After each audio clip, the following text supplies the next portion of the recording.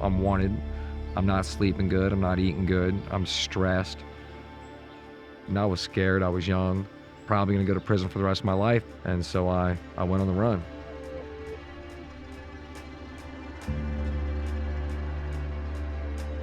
Panic set in and I was terrified. So I jumped off the balcony. I hit the ground, I got up, and I started to see that there was cops on top of the building. I could see that they had a helicopter. I'm not gonna get away. And so I stopped.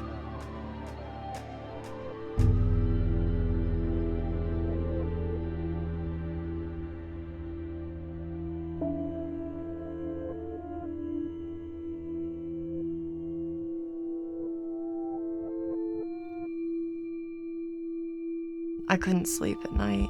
I was running from all the things that were in my head. A guy I started dating took my arm and he shot me up with the dope that he had. And it shut my mind off. And when it came back, he shot me up again. It was off to the races. I was hooked on it. And I'm stuck. Every day I had to take some not to be sick. I wasn't even doing it to have a good time.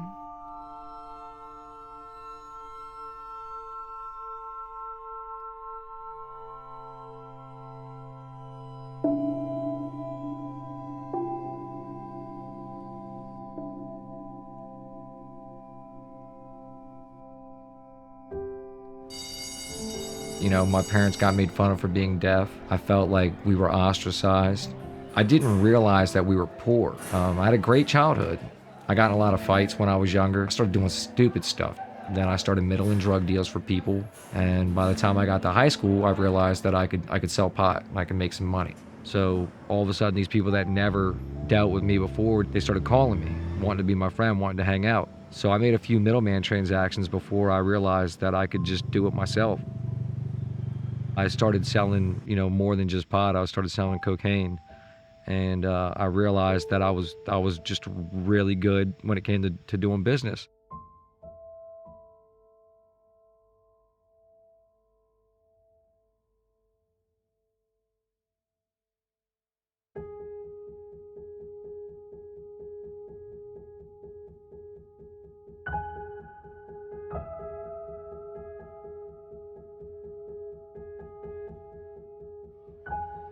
I struggled in school. No matter what I did, I couldn't succeed at it. I was in night school trying to get a math credit. He was a teacher's assistant in that class. He started asking me somewhat of inappropriate questions, but most men were always that way with me. He didn't want to help me in school. He said, let's meet across the street at a restaurant. He didn't act funny at all in the restaurant. He acted completely normal when we were in front of people.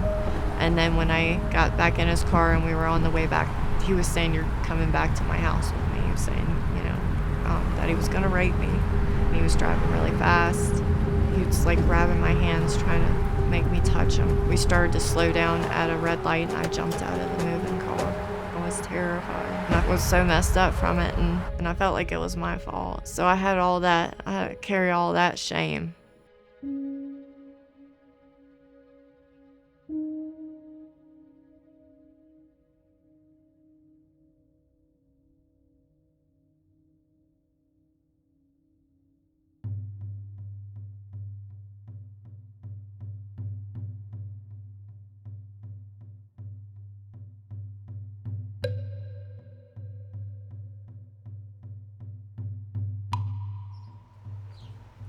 A friend of mine called me and he said, Dave's here and he's just going through all your stuff. He's got your gun and the basement's just a mess, man. He's got the couch cushions all over the place. So I called Dave. He was running his mouth, making some threats. And, when he said that he was gonna start killing people in my family, I hung the phone up and went to deal with him. When I opened the door to the common entrance, as soon as I opened it, he started yelling. He started reaching for his waist. I was scared. I was terrified. I pulled the pistol out and I just started shooting.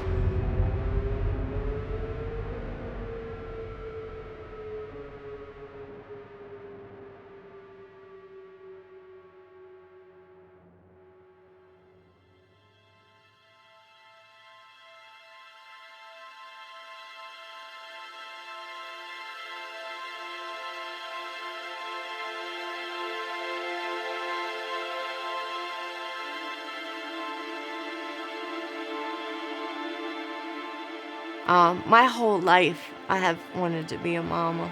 I had my little girl I was trying to support, but I was so lonely, and things got worse and worse. I ended up asking Adam for a divorce. I'm a heroin addict, and I have to try to keep my kid. I have to hide this. I can't tell anybody about it. I can't ask for help because it's so embarrassing and shameful. Every year he brought me into court to try to take her from me. And because I loved her so much, and I was such in a bad state that I couldn't even get her to the park for the day, I signed her. I let her go.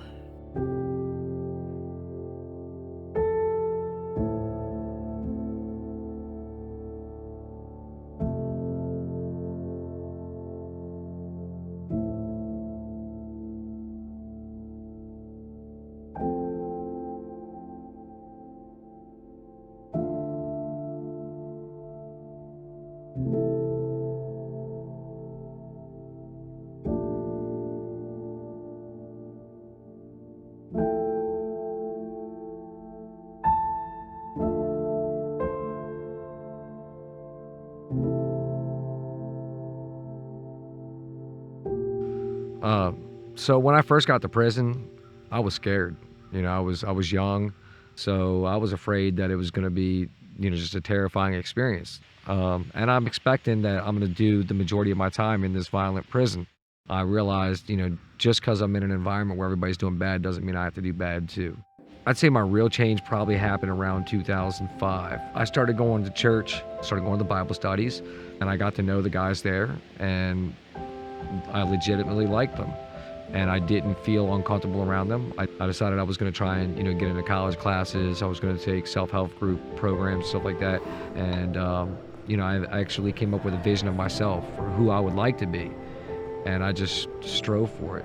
I would just try to live my best life and try to be the best person I could be. And I trusted that God would give me the grace to make it there if I continued. I'd been in prison for 6 years, and I had been so dramatically transformed. I ended up getting baptized. I was awarded 4 years and 2 months good time. And one of the things that bothered me was I was afraid that I had taken his life from him before he had a chance to be transformed. And I had a hard time forgiving myself for what I did. Dave's mom wrote me a letter. You're not supposed to reach out to the victim's family in your case. Doing so could have made me lose good time. She asked if she could come visit me. I put her on my visiting list, and she came. First thing she did was, she gave me a hug. She reached out, she hugged me, and she said, "I love you. Jesus loves you. I forgive you. He forgives you. Forgive yourself. Forgive yourself." And she just hugged me, and she started crying, and I started tearing up. And, I'll tell you that 2 hours, it went by like it was 2 minutes. And by the time she left, I knew that she genuinely loved me, knew that she genuinely cared about me and genuinely wanted me to know the Lord and to make it to heaven.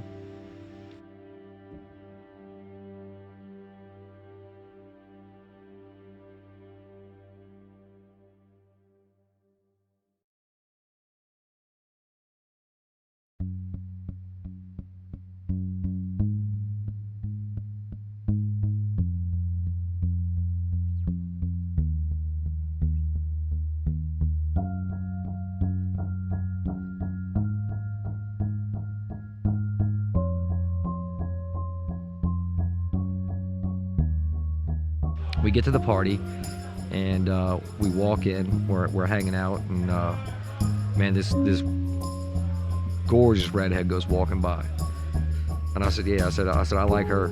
At my girlfriend's house, it was her birthday. He was outside by himself, and he was very handsome. Everything I was looking for. I don't know. After about 30 minutes or so, that girl, she came with Krista. Krista introduced us to each other. She gave me her phone number. I stayed out there talking to him for the most of the party.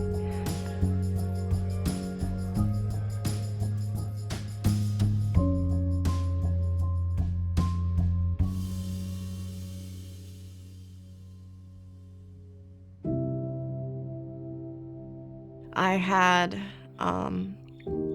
pulled myself up out of the drug world, and I had the car I wanted. I had the guy that I wanted. I had the job that I wanted. I still wasn't happy.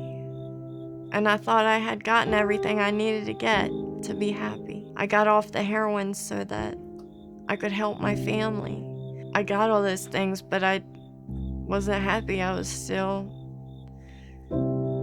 had loneliness in me. I still had all the sadness in me, and I was really at a point where I was ready to just go start doing drugs again, because I was like, what's the point? So I took my Bible out into the field by the woods, and I just genuinely asked him out into the air, if you're real, reveal yourself to me. And I had this feeling come over me. It was like a seizure. I was shaking so bad I had stood up from the chair I was sitting in. I had to drop the book, and I couldn't even hold myself up. But the feeling was not a bad feeling. It was like the best feeling I had ever felt, and I have tried every drug there is. It was way better than that. I knew from that moment on that God was real.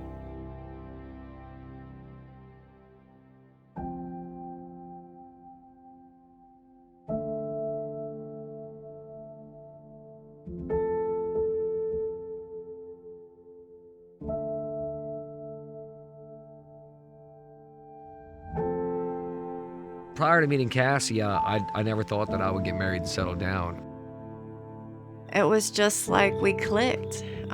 We both had come from such similar backgrounds, and we just didn't judge each other for our terrible past. And after being in a relationship with Cassie, I realized that I don't care if I live in a tent in the woods. I want to be with her. You know, as long as I got God and her, I'm happy. He had an incredible relationship with the Lord, and he was everything I was looking for in a man. And now every day that passes, I just love her more and more. And I'm grateful that God's given me a partner to walk through this life with.